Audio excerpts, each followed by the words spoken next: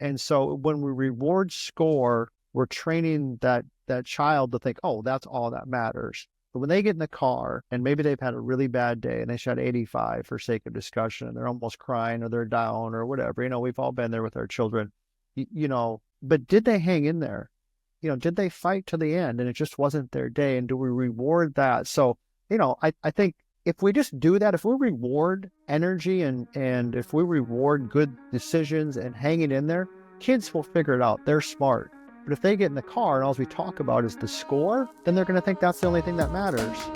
Welcome to The Golf Parent, where you get access to the best minds in junior golf. I'm your host, Ryan Adams, and my guest today is Todd Kolb. Todd is a 4-time Golf Digest top instructor and is currently the director of instruction for US Golf TV. Todd has coached a major champion, an LPGA Tour winner, and hundreds of collegiate players and state champions. He's also the author of the book, The Bad Lie, Why Traditional Golf Instruction is Failing You and What to Do Instead. Todd, I want to welcome you to the show. Thanks so much for coming on. Yeah, I'm looking forward to it. This is anytime we get a chance to talk about youth and sports and development, things like that, we're all in. So I appreciate the opportunity. I love it. So let's start there. So you've worked with a lot of junior golfers. You've helped develop a lot of kind of the young golfer and helping them move their way up through the collegiate ranks. What have you seen kind of when it comes to those junior golfers or those young golfers that kind of rise up and those that maybe are a little bit more average? Like, have you seen any sort of commonalities? Can you put your finger on, is it environmental? Is it mental? Is it skill set? A combination of everything? Yeah, there's a couple things come to mind. One is obviously the first thing that drives all of it is some form of passion for the game. There's got to be that desire internally to want to be good at something and to put in the time and the energy, because there's no substitute for just getting out and playing and practicing. So, you can kind of tell when you get somebody who walks to your lesson tee, whether they be 12 or 15 or whatever age they might be, where they have a real passion for the game. And then around that, for those who really do well and excel, you'll certainly see some certain characteristics. You'll see obviously supportive parents, and we can talk more about that, in detail later if we want to. But you'll see an environment that fosters that growth and fosters that ability to take some ownership in the process, some responsibilities, but yet supporting, driving them to lessons and driving them to tournaments, and quite honestly, the financials responsibility that goes along with that, and being able to support that. So it's really two forms. It's a desire internally to want to get better and have a passion for the game. And then number two is the environment around them that actually fosters that and helps grow that. So what's your thought? I often wonder about that the passion aspect, because I feel like so many, even as adults, we're struggling to find, okay, what are we actually passionate about? Like we'll have certain things that we like and we enjoy doing, but that idea of passion, and I wonder, do you feel like that's an inherent, like you're just kind of born with this fiery desire to be a golfer or to be an artist or whatever it might be, or is it more, or does it skew more to environmental kind of aspects where the encouragement, the excitement, maybe they see how excited the parents are when you're singing or you're swinging a golf club, and that kind of creates a passion with them in them? Like, how can we get more passion out of our kids? I know there's a lot of parents listening right now that would like to get their kids off of video games or kind of instill a little bit of passion into them or help them find their passion. Yeah, by and large, what I have witnessed is, I mean, there are always exceptions to every rule. I mean, you're always going to get every once in a while somebody who comes into a sport, or we're talking about golf specifically here, into your lesson tee, that's just very driven and will go out there by themselves and they will do those things and spend hours and hours working on it and do it in a solo manner, or in essence by themselves. But by and large, mostly what we see is we see a group of people. So for example, like myself, I played college golf, played some professional golf. Both my sisters did. We had a couple things. One is we had parents, my dad, who took us to the golf course and spent time with us. But we were also around a bunch of other kids who had similar interests and similar desire to just want to play the game. So you were at the golf course and, you're playing for quarters, or you're playing for, a Sprite or whatever. And so I think one of the things that we can do as parents is that if we have a child that has a real passion for something, for example, golf, is to, get them good instruction and be supportive, but also try to get them in an environment where they're around other kids who have that similar desire. And that kind of fosters and grows. Because at the end of the day, we're social creatures. We want to be around other people who have similar interests. And I think sometimes, when we try to have our kids do stuff by themselves and they're so driven that way, we forget that at the end of the day, they're kids and they want to hang with their buddies. And part of the reason why they love the game and they develop the passion for that game is because they get to be with their friends. And if you can surround them with good friends who are motivated and have good parents, um, then they usually do well. And we've seen that at the academy. I mean, we'll go through pockets.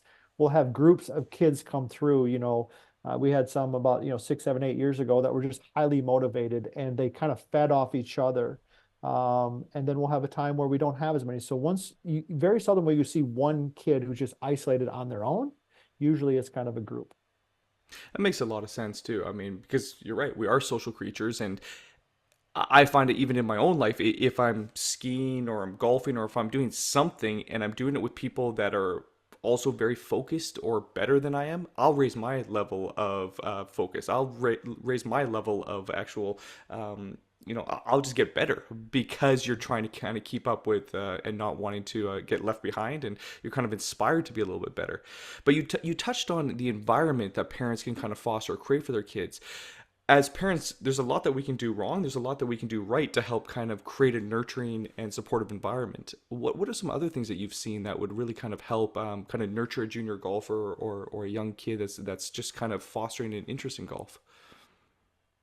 I think, one is just maybe this isn't the right way to say it, but just being human. I mean, Mm. as a parent, um, watching your kids play any form of sport or activity, and we're talking about sports, but it could be music, it could be in the classroom, it could be anything. It can be difficult. It can be difficult, and there's always anxieties that go along with that. And I think, there's times like there's been many times, quite honestly, where I've gone into my children's bedroom at the end of the day and said, "Hey, I need to apologize for that. That was not good parenting. I overreact," or whatever the situation might be. And I think connecting to your children in that way and knowing that, hey, you're vulnerable also. You're, as a parent, you're watching and you're doing the best that you can, but at times we're going to stumble and we're going to fall. And I think when they see that, that develops a level of trust of like, hey, mom and dad aren't perfect either. They're here to help me out. Just like, I'm not perfect. I might make mistakes on the golf course, but they're going to be there and support me. A couple other tips that have really worked well that I've just learned from other parents. One is one of my good friends, Brian Hammer, who is just a great dad. All of his boys played golf, and a couple of them played college golf. He always told me that the kids will talk about the round when they want to talk about it. Like, you don't have to bring it up. They'll talk about it. They'll bring it forward. I thought that was really good advice. That you get in the car, it has a good day, a bad day, whatever. We immediately want to start talking about it, but let them kind of bring up the conversation. And if they don't want to bring it up, maybe you wait a little bit. The other great advice that I got from my college golf coach, Herb Wimberly at New Mexico State, was just a wonderful mentor in person. Whenever we walked off the golf course when we played after a collegiate round, the first thing he would always say is, tell me something good. He's like, Todd, I know you're going to want to talk about the missed putt or the bad drive or whatever, and we can talk about that, but just tell me one good thing first. Let's talk about that, and then we can talk about the other things. So those are just a couple little things. I think being vulnerable as a parent, being honest with your children that, yeah, you're going to make some mistakes, and letting them bring up the conversation, and then also just when that conversation start with something positive, and then you can talk about the other stuff. Why do you think that works? I mean, intuitively, that seems like it makes a lot of sense, but why do you think on a practical level that works so well to say something positive first before kind of just delving into, I mean, as golfers, we all know that it's very easy to focus on the negatives of the round, but why do you think that's so effective? Well, I think especially in golf, it's effective because golf, by in nature, good golf is it rewards repetition, it rewards monotony, it rewards consistency, and there's lots of opportunities for things to go wrong. I mean, you're hitting 70, 80, 90 shots. There's wind, there's bounces, there's lip ins, there's lip outs, there's different types of lies. And so there's just a multitude of things that can go wrong over the course of a round. And so it's easy to focus on that.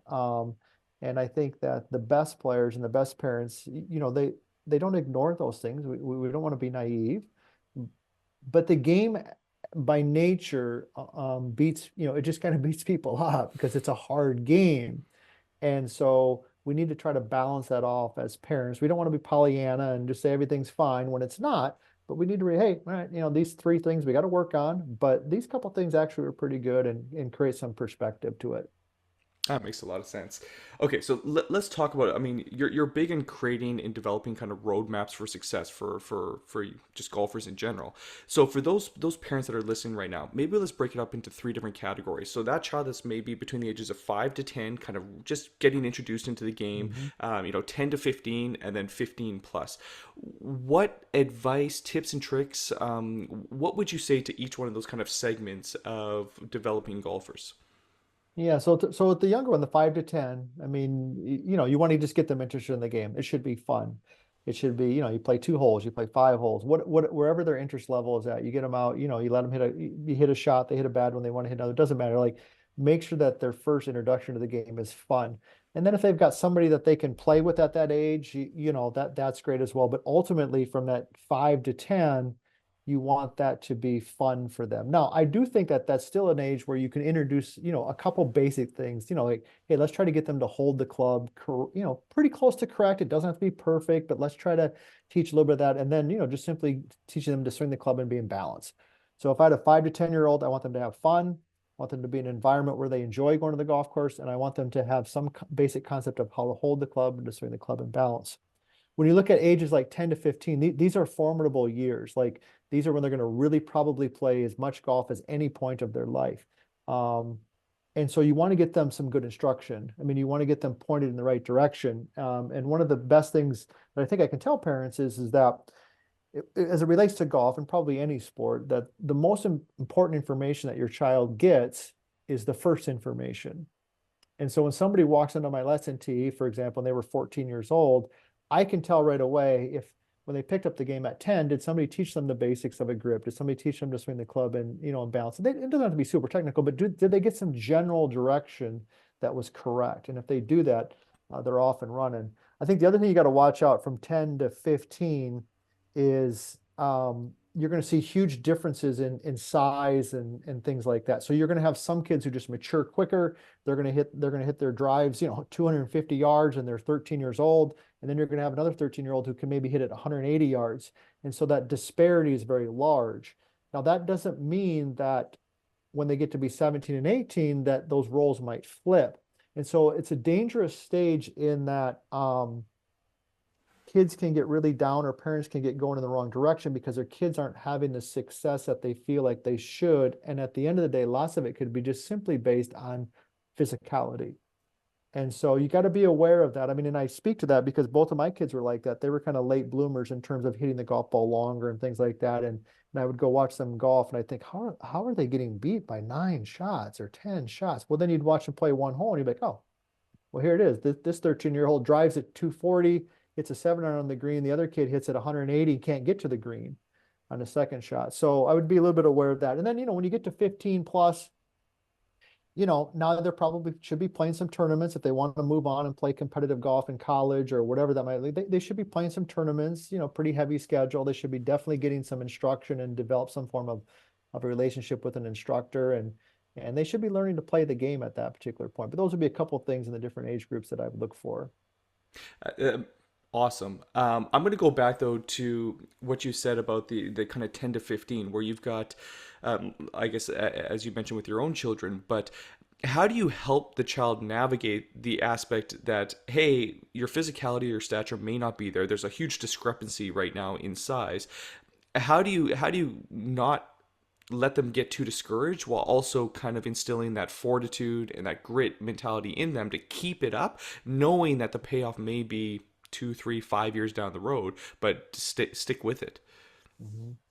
Yeah, I think quite honestly that the kids who have the most success long term are the ones who from that 10 to 15 who are maybe a little bit behind in some area. And if they stick with it, because that's where they learn to be tough. That's where they learn to grind and to fight for those rounds and to develop a short game and kind of just become a competitor because this deck is kind of stacked against them. Right? And it teaches them to be tough. I mean, that's just the word that comes to mind. You can see it in certain kids, like they've just learned to kind of like, hey, this is okay. Things aren't going my way, but I'm just going to keep going forward. And so, developing a good short game and figuring out other ways to score. And I think from a parenting standpoint, when we're talking specifically to parents, we need to remind them of those things, like, hey, hang in there. You can do this. Don't give up, do the best you can, get this ball up and down. Those types of things I think are important because when they get to be 18, even 17, some kids are always going to hit the golf ball longer than others. That's the case. It's always been the case. It always will be the case. But when you're 17, you're not going to be playing par fours that you can't get to in two.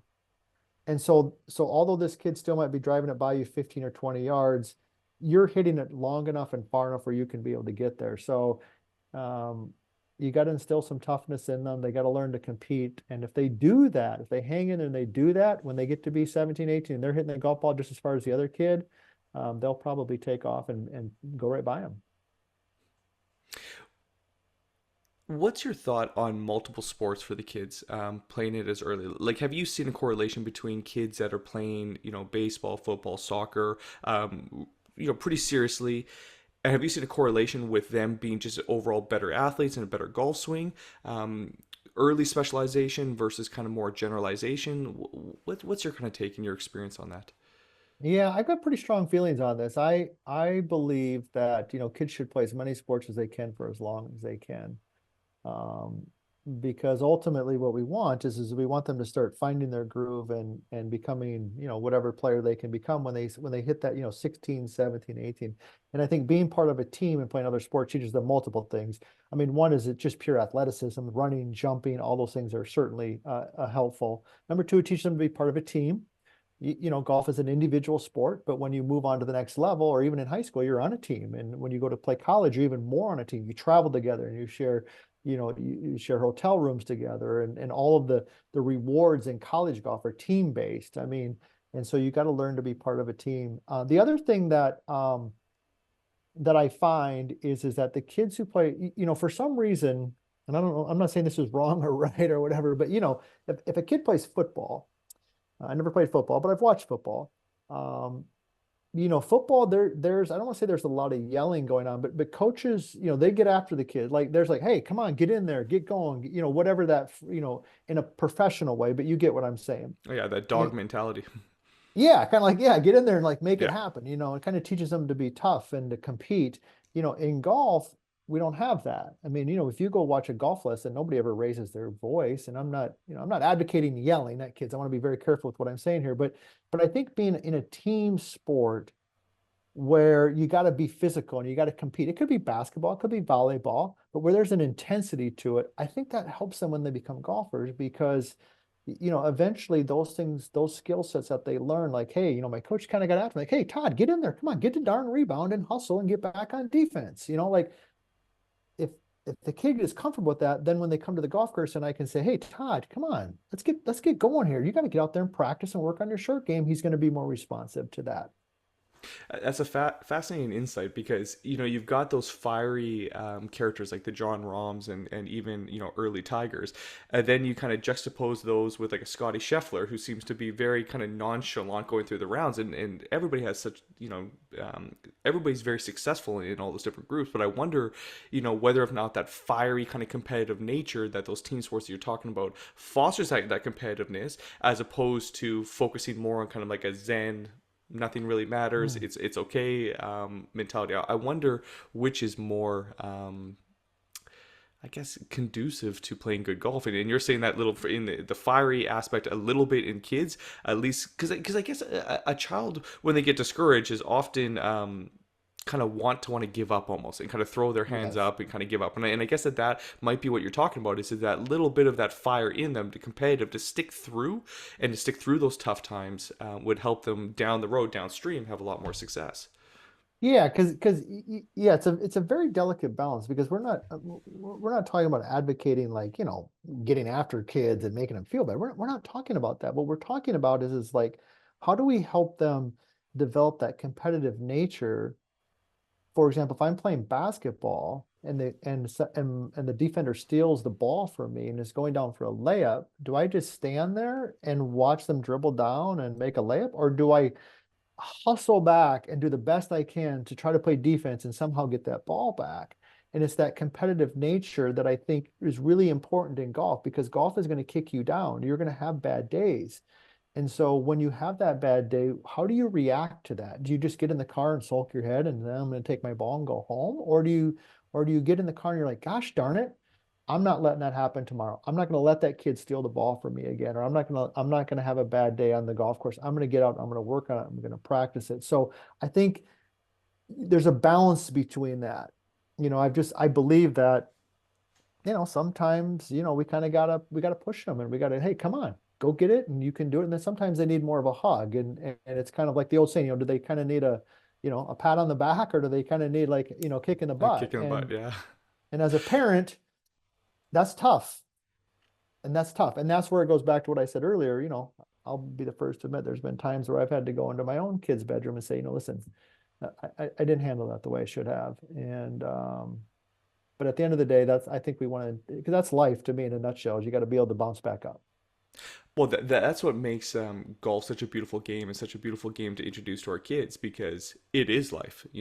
Within those 18 holes is your entire 80 years of life right there. The ups and downs, the focus, the realities that you're going to get some bad breaks, you're going to get some good breaks, but really at the end of the day, it's what you're focusing on is what's being manifest throughout the course. I mean, if you're focusing on what you don't want to happen, the sand trap, the water hazard, as opposed to what you want to happen, 9 times out of 10, the ball's going to go exactly where you don't want it to.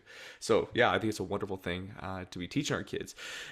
Talking about all this, so what's coming to my mind is that very impressive stat with Tiger Woods, which was his bounce back stat. I don't remember the exact numbers, but it was something along the lines of whenever he had a bogey, it was like something crazy, like a 70% chance that he would then get a birdie the next hole. Like that just incredible bounce back where it's like, I guess it's that fire that you're talking about that either comes from internal or is kind of encouraged externally, but it's that competitive nature to come back and keep fighting. Yeah, you nailed it. When you said that, you think of these things as you get older and these things that people in your life say to you. And, when I was a freshman in college at UNLV and playing golf for Dwayne Knight, who was just a phenomenal golf coach. When you're 19, coaches say stuff to you, and you're like, oh, what is it? We're 19, right? We don't think Sure, anybody knows we anything. know everything. We know better than everybody else. Yeah, of course. And I was one of those guys. Yeah. I was the same way. But one of the things that he taught me many things. Looking back, he taught me the value of a stroke. He taught me like that you got to fight for every stroke. And one of the things that he did, and this would be a good tip for parents, would be that um, he asked us how the first question he looked at or he asked us was how we played the last three holes. He didn't ask us what we shot. You shoot 68, did you shoot 88, doesn't matter. He's like, how did you play the last three holes? And so I've used that a lot with my kids, my own children and people that I've coached, even some of my tour professionals. Is like, if I have even a tour pro, let's say they have a bad day on the golf course and they shoot 75, but they played the last three holes two under par. Like I send them a note, like that's a heart point. You get a heart point because you turned what could have been a 78 into a 75. And so I think, as parents, we can look to acknowledge and reward that toughness, that tenacity, and we reward that more than the score. If I mean, if somebody shoots a 71, but they bogeyed three out of the last four holes, when they get in the car, a true competitor, even though it's a great round, a true competitor is going to be kind of frustrated. On the flip side, if somebody's four over and they birdie three out of the last four holes and they shoot 73, when they get in the car, they're going to feel good about that. So that was something that I remembered. And that's kind of like you said, like with Tiger, that bounce back. And that's the mentality that we're trying to teach because that's really, I think, what determines their success in the end. For younger kids, is there something aside from just keeping track of the score that you would advocate? Like, for example, how present you are on the shot, keep track of that, or something that's golf is such a results oriented game, and as you're learning the game, and as you said, it's a hard game. Is there anything that you've seen to help the child to focus on that's more process driven as opposed to results driven that has helped kind of downstream? Yeah, I mean, there's a lot of, there's a lot of different things. They can focus on their routine. Did they go through the routine? Did they have positive thoughts? Did they pick good targets? I think all those things are great. You can have little mini goals like, hey, my goal today is to hit, I just want to hit, 10 greens in regulation, or I want to hit eight fairways, or, you can kind of focus more on those things. And I think that's why the best thing that we can do for kids is to not reward the score, because the score is so fleeting. You can do all the right stuff and just not have a good day, And so when we reward score, we're training that child to think, oh, that's all that matters. But when they get in the car and maybe they've had a really bad day and they shot 85 for sake of discussion and they're almost crying or they're down or whatever, we've all been there with our children, you know, but did they hang in there? Did they fight to the end and it just wasn't their day? And do we reward that? So, I think if we just do that, if we reward energy and if we reward good decisions and hanging in there, kids will figure it out. They're smart. But if they get in the car and all we talk about is the score, then they're going to think that's the only thing that matters. I think this is a very important point to kind of focus on because I've heard a lot of interviews from tour pros that have talked about the fact that, their, for lack of a better word, their mental health or their sense of identity or their sense of well-being is so directly attached to the score that they shot, and that their ups and downs and how they beat themselves up and how they see themselves as being worthy or not is just attached to the score. And obviously that it's just the nature of the game. But if we can encourage in our kids early on that it's not necessarily about the score, it's about some of the other aspects, to control what you can control. Like you said, the positive thoughts. Did you go through the same routine? Were you focused and intentional about what you wanted to happen, and then just kind of allowing the result to take care of itself? I think that as the child gets older in life, it's just going to be better for them in general for their sanity. Yeah, you like Scotty Scheffel, obviously number one player in the world, just a phenomenal golfer. I don't know him from Adam other than just watching him on TV, but you can just tell by the way he talks and he carries himself that yes, he wants to play well and he wants to score, but you can tell like ultimately he's equating the success that he has based on is he doing the things that he knows he can do and he can control. And then he's very comfortable, unlike anybody we've seen in a long time. He's very comfortable then just letting go and kind of letting, I know he's a relatively religious person, it sounds like, but I letting was go just and gonna kind of say like, he's got a you know, superpower there that many yeah, golfers wish that they had. Where I heard an interview, I think it was at the Masters, where he said that it's almost preordained, like it's in yes. God's hand how I'm gonna score, and so his only job is to go out there, be prepared, be confident, and have fun, and the rest is almost already a foregone conclusion. And I remember hearing that. I'm a very spiritual person, but not overly religious. But I remember hearing that and being like, what a superpower that is on the golf course, because if you can take all of that pressure off of yourself and to just freeze you up to swing knowing that the outcome is almost predetermined, that's a game changer. And you see it on the results. Yeah, I think the in my experience, the kids who stick with the game the longest and have the most fun and generally have the most success, even tour professionals, is they have a very good ability to let the bad days go. I mean, they know, they focus on, hey, what did I do wrong today? What am I going to do better tomorrow? But then they're able to let it go. I was on the college golf team with Rich Beam at New Mexico State, and Rich won the PGA Championship, won a couple tour events. Just obviously phenomenal golfer. But the one thing, there were many things about Rich that I admired, but one of the things I admired the most about him is even in college, he had this unique way of like if he had a bad day, just like, man, whatever, man, whatever and just go out the next day and he'd play a round of golf and play great or whatever. Like I was almost like, God, how do you do that? Like, how do you just kind of like, I don't want to say not care, but kind of not care?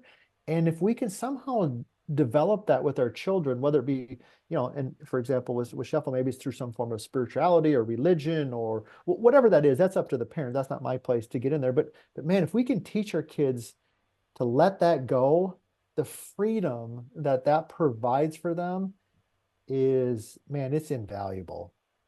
I'm going to call it intentional delusion, because I remember hearing a story about Jack Nicklaus, and I guess he was giving a speech at some event and like at a conference, and he was saying that he hasn't missed a putt within 6 feet in like 6 years on tour, and right away a bunch of hands came up. They're like, Jack, you missed one like last tournament or two tournaments ago. You missed three, and he's like, yeah, I don't remember that.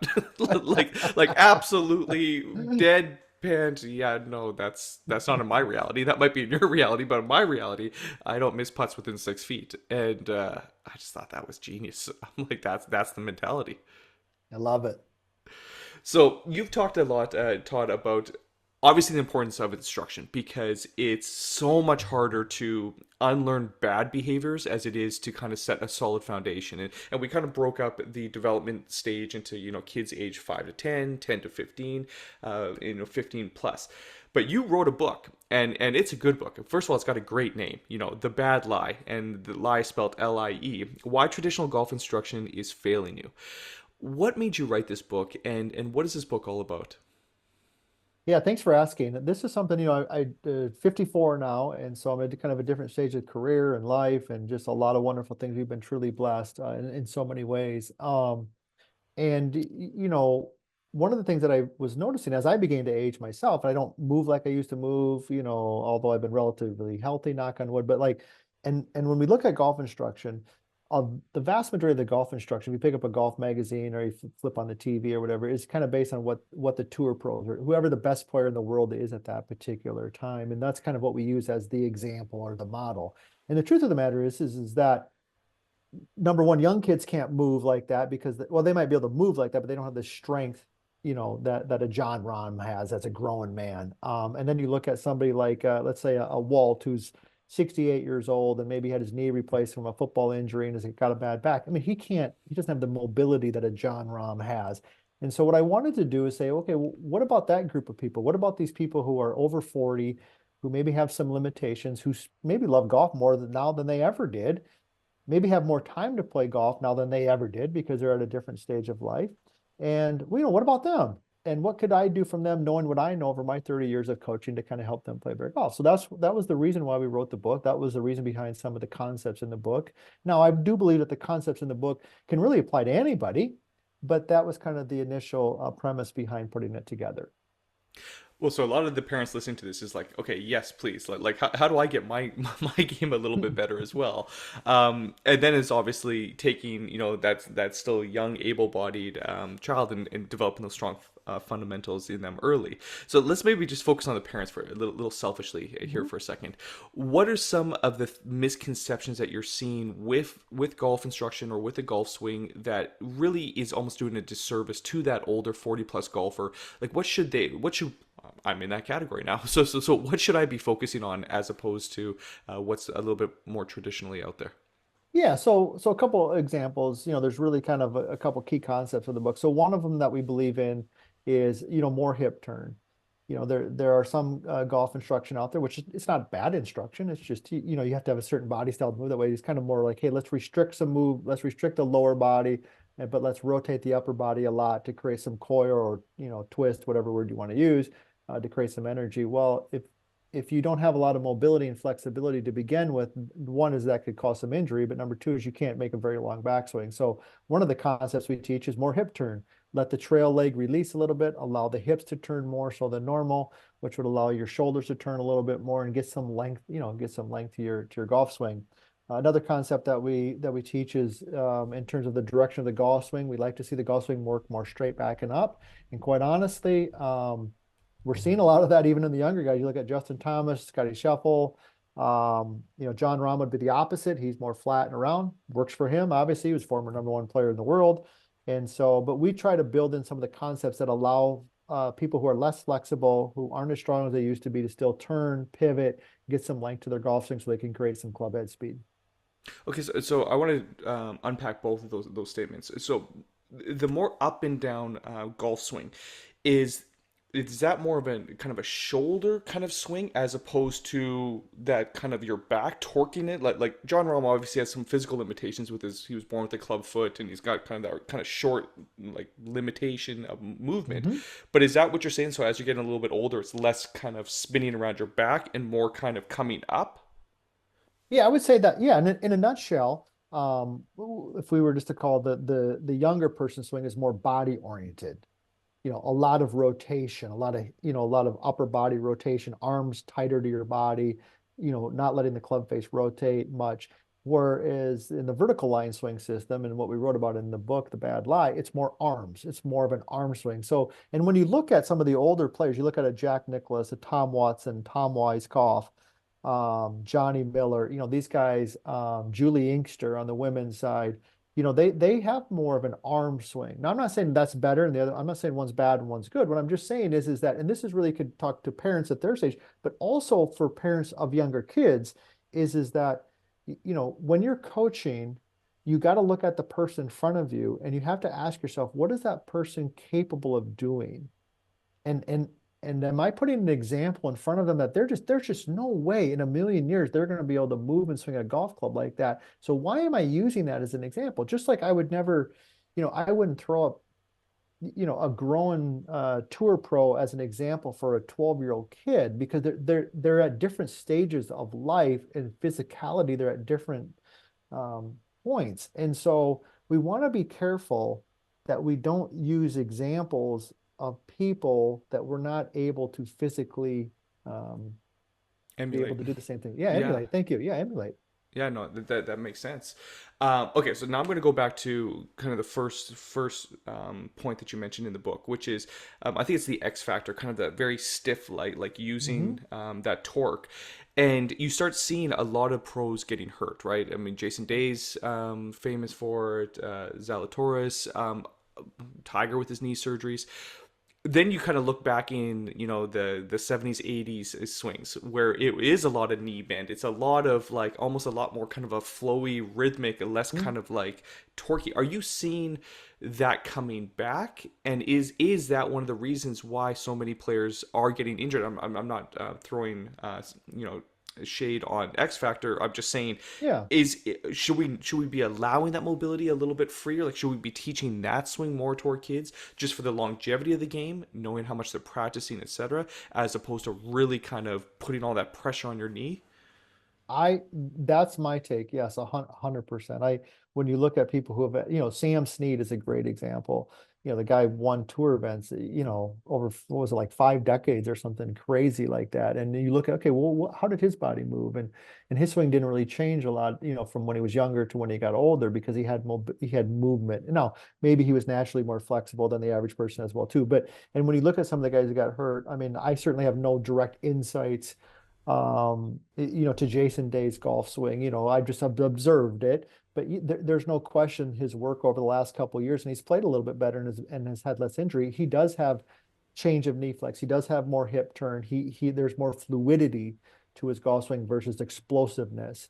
And I think part of, we went down this place of like, distance, distance, distance, and listen, don't get me wrong, distance is helpful, but it can also come at a cost. And this would be one of the things that I'm maybe a little bit different in opinion on than some other coaches who work with young kids is that um, I think they need to learn to control the ball. I mean, I don't see people not being able to play the game at the professional level or even break 80 because they can't get to par fours and two. I see people not shooting good scores because they can't control the golf ball. And I know speed is good and I know distance is certainly helpful. I'm never saying that it's not. But on the same hand, you got to be able to control the golf ball. And when you look at top level players, they have speed, but they have great control over the golf ball. And I see a lot of young kids who can hit the ball a mile. They have no idea where the ball is going. And I just don't think that's a success, recipe for success long term.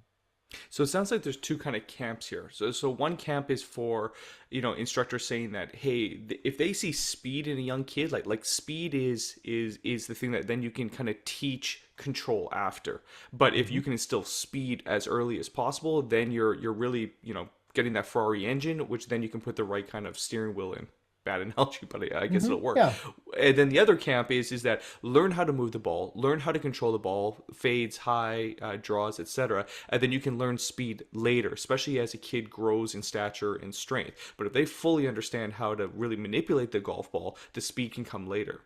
Is that kind of fair to say that those are kind of the two Yeah, yeah. camps? No, listen. Yeah, no, listen, you're 100%. Because if you ask 10 golf instructors, you're gonna get 10 different opinions, and there's gonna be just as many people who disagree with me than agree with me. And that's okay. That's what makes the world go round. I Right. just when I watch golf at the highest level, professional level, and at junior golf, when people are struggling, it's not because they're not hitting the golf ball long enough. It's because they can't control the golf ball. They're in the trees, they're out of bounds, or could be bad short game or whatever, but you get the point. And the way that technology has improved, with physical fitness and things like that. I just don't see anybody who has good technique and can control the golf ball who can't hit, like a young boy. He's got good technique and he's physically fit at all. I mean, he can drive at 300. I mean, they're all over the place. But how many of them can drive at 300 and do it 13 times, over the course of a round and hit 13 out of 14 fairways? That kid's going to go somewhere, in my opinion, versus the one kid who can drive at 350, but seven of them are off the planet. That's just my take on it. I think that, and I think the other thing that's really unfortunately gotten a lot of shadow cast on it because we've been so obsessed with distance over the last decade is a good short game. When you go watch high level collegiate and professional golfers play the game, their short game and their lag putting is phenomenal. So take it for what it's worth. When I get kids, I want them to control the golf ball. They're going to get speed. We can get that through getting it in the gym. And then I'm going to get their short game developed. Because if I got a kid with a good short game and he can control the golf ball, he's going to You be got a able, he or player. she's going to be, he's going to be able to compete. Yep. Okay, so you talked about short game, and in the book, The Bad Lie, you talk about a simplified short game. What do you mean by that, and how can we either teach a simplified short game? What is a simplified short game? What's the most important thing in the short game? Yeah, great question. So, to me, the most important part of the short game and the most underrated part of the well, twofold. One is chipping. Chipping, chipping, chipping. I love to teach chipping. It's probably my favorite thing to chip because chipping differentiates. If distance, if you and I go play around a golf line and you drive at 300 and I drive at 280 and we're both in the fairway, that's definitely an advantage for you. There's no getting around that. But if I can chip it to 3 feet and you chip it to 7 feet, doesn't even look like a big difference when you're just looking at it, but that 3 or 4 feet, that's a shot or a half a shot. Because that 3 footer, I'm probably going to make, 85, 90% of the time. A 7 footer, even a tour pro is maybe 60%, and so that adds up. So I think chipping differentiates. The other part is lag putting. Um, because unless you're a tour pro, when kids are hitting the green, they're 25 feet, they're 30 feet, they're 40 feet, they're not 10 feet, they're 20 to 40 feet. And if they can't convert those into two putts and get the benefit of a good drive in the fairway and a solid second shot and a 30 footer, now they three putt it, they never get the benefit of those other good shots. So I teach a lot of chipping, I teach a lot of putting. And those are a couple of things, when we talk about just a simplified short game, I mean, that's kind of what we're looking for. A couple clubs to chip with, a basic setup position, and then, getting to work on your leg putting. Okay, so let's get into the nitty gritty then of those two aspects. That is awesome. First of all, how do we define chipping? Is that from, how do you define it? Is that 30 yards, 50 yards in? And what would be some kind of practical drills, tips and tricks? Like what can we do right Hmm. now that can kind of translate a desire for focus on getting better at chipping to actually getting better at chipping? Yeah, so a couple things. So I would define a chip shot as any time that when you swing the golf club that your hands are waist high or below. So the minute the Great. hands go above waist high, then I'm calling that more of like a pitch shot. I've So never heard it chipping defined like is, that. That's awesome. Okay. yeah, that's kind of how we define it. So we kind of know. And then in terms of, so what are some simple drills that you can do? One is I would say this, the best thing you have going in chipping is loft and bounce on the golf club. So we're a big believer in rotating the face a little bit open at address and keeping loft on the golf club. I see a lot of poor chippers de-loft the golf club. And anytime you de-loft the golf club and chipping, because it's a slow motion with the de-lofted club, I feel like you're going to have a lot of issues. So we like to rotate the face a little bit open and try to keep that loft on there. In terms of drills, two drills that I would start with. One would be is I would hit a lot of chip shots off just your lead foot only. So you kind of just balance on your lead foot, use your trail foot as almost like a kickstand, and just kind of hit some chip shots. That will help stabilize your upper body and create stability. So you can hit the ground in the same spot. And then the second drill that I do with all my kids and even our tour pros is we hit a lot of chip shots with their trail hand only. So as a right-handed golfer, I'd hit a lot of chip shots with just my right hand. That develops touch, it develops feel, because ultimately, like, if I throw a ball, I do it with my right hand. I write something with this pen, I do it with my right hand. And so fostering that touch and feel with your dominant hand is a good one. So those would be the couple things that I would say on chipping. I've tried that, just chipping with the right hand, and it is incredibly inconsistent on my end. Like that's not easy to do because you realize how much your left arm kind of stabilizes things, and when Hmm. you've got a bent kind of right, and you're like, whoa, this is actually a lot. So yeah, if you can get good with just chipping with your right hand or left hand, depending on which alignment you are, I can see how that would benefit. Okay, so let's talk about lag putting then. What can we do? I've heard some things where like putting with your eyes closed. I think it was Tiger in one of his books. He was Hmm. talking about that's what he would do is just to develop an idea of like feel. But what would you do from drills to any sort of like practical tips to get better at lag putting? Yeah. So a couple thoughts. One is in terms of drills, the old one that's been around for years, I learned actually in college from my coach Dwayne Knight, is just the old ladder drill where you take five golf balls and you drop one ball at, let's say, 12 feet, you take a step, you drop one at 15, 18, 21, and 24, right? They're just in a straight line, looks kind of like a ladder, and you put them that way. So, I mean, that's very basic. That's been around for years. That's a really good one. The other thing I like to do for lag putting, So I'm just gonna so yeah. just so I understand. So you're putting five balls, starting at you said sorry, 10 or 15 or Yeah, I typically start at like 12 feet. okay, and then And I dri just every 5 feet past there. And what's yeah. the goal here? Are you trying to get it to within a certain area, like a foot past the hole? Are you trying to get it into kind of like a bucket? Like what should we be? Should we just be thinking about holding the putt every single time? Like how can we judge Mm. whether or not we're doing the drill properly? Yeah, good. Yeah, that's a good follow-up question. So I would say this. So yeah, you're dropping at like 12 feet, 15 feet, 18, 21, and 24. And then maybe the next time you go back a little bit longer or whatever. So then you would want to put them up there and see how many times can you two putt? How many times can you Uh, just two putt those? Okay, and that would give you a pretty good feel for your distance control. Now, the other thing that I would do would be I would hit a lot of lag putts by just looking at the hole. Don't look at the golf ball, just look at the hole and hit putts that way. You'd be amazed at how solid you actually hit them without looking at the ball, and that'll turn your focus and energy into the distance you want the ball to roll versus the actual stroke. So those would be two drills that I would do on the golf course. I would do two things. Number one is when you make your practice motions with your putting, I would be looking at the hole. So you're just looking at the hole and you're kind of visualizing, much like if you're going to throw a football, you look at the receiver. If you're going to throw a pitch, you look at the catcher's mitt. Turn your focus and your attention onto where you want the ball to go versus looking at the ground. And then in terms of kind of trying to figure out how good is your lag putting, just simply ask yourself this question, or every when you're on during the round of the golf, anytime you got a putt, that's over 10 feet, how often do you have to mark it after you've hit the first putt? mm, So if you get it up there close, I'm like, I don't need to mark it, I'll just tap it in. Okay, no check. But if you're like, oh, I better mark that one and line it up, okay, then I'm going to put a check. And so that will give you a really good feel for how often are you like, okay, now I got to mark this putt. And that might tell you that, okay, I probably need to go work on my putting because a tour pro or a really good golfer from 20, 25 feet, they're either, they're not making many of those, but they're not marking them a lot either. They're just kind of going up and tapping them in. So those would be a couple ways that you could kind of test it. love that. Thank you.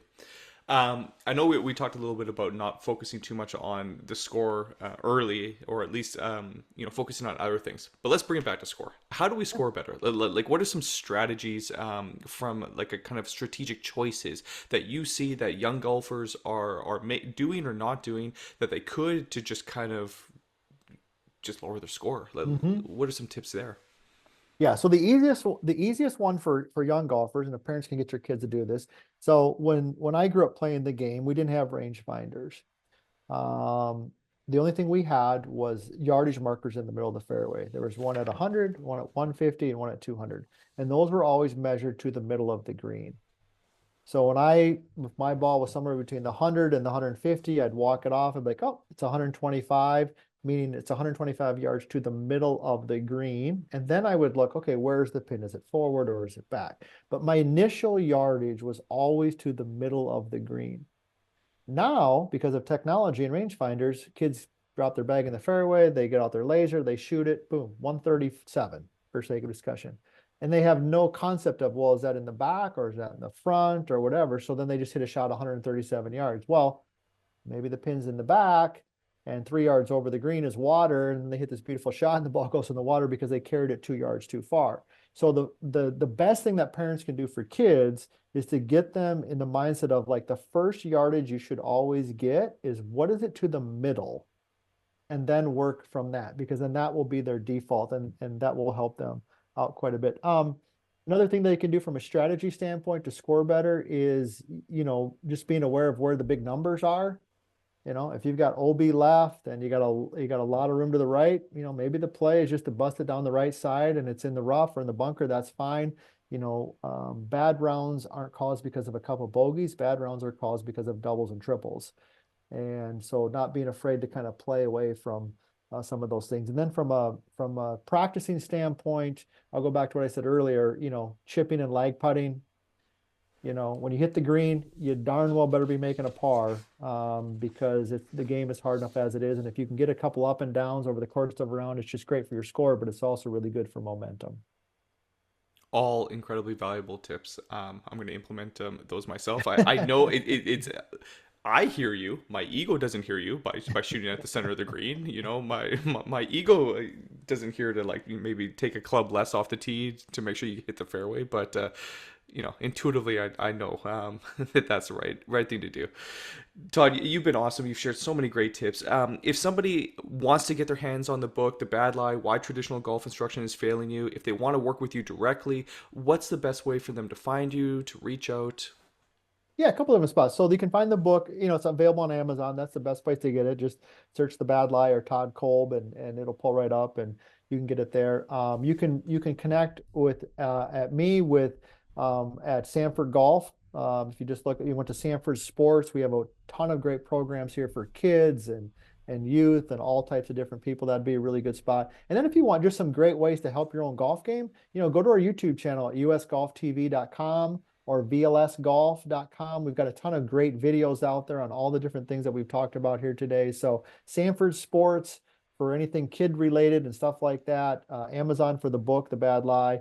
And then kind of our US Golf TV website for anything, YouTube related and just some good general content.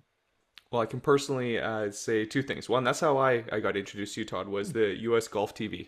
Great videos, a lot of, I bookmarked a whole bunch of those on my own kind of like personal YouTube to be like, okay, golf instruction, like there we go. There's a lot of good tips here. And the book is fantastic as well. So highly recommend it. One last question here, Todd. How do we raise greatness? Like what can parents do to really kind of encourage to not be that toxic kind of hockey dad or that sports parent that's kind of that cliche like you said earlier, yelling at your kids, like not that, but what can we do to help push and encourage our children just to be the best that they can be? Yeah, I think three things. Number one is, and this is probably the hardest of all of them, I know it is for me, is being aware of your reactions on the golf course. If you hang your head, if you're down, if you're doing that, after a bad shot, the kids, even though they might not see it, they just literally pick up on it. So try to be, I don't want to say non-emotional, but try to be as stoic and just have a smile on your face no matter what. Even though inside your guts might be ripping out, do that. I think number two is find ways to reward the behavior you want to see. Reward what you want to see. Don't reward score. Reward tenacity, toughness, heart points. How'd you play the last three holes? Did you hang in there? Reward those things, and then the kids will do more of that. And then third, I think is really important. It's just having good, real conversation with your kids and let them know you're human. And if you feel like maybe you didn't do the best job parenting today, which is going to happen. It's happened to me. Don't be afraid to walk into the bedroom and be like, hey, sorry about that. That wasn't my best day, but tomorrow I'm going to do better too. So those would be my three things. Words of wisdom for all of us parents. I really like the heart points. Never heard that. I'm gonna put that on the scorecard and like little heart. Like how many times did you really show heart like that? I think that's a great thing to focus on, as opposed to just the score. Todd, amazing. Thank you so much. Really, really appreciate your time. I appreciate it. Thanks for the opportunity.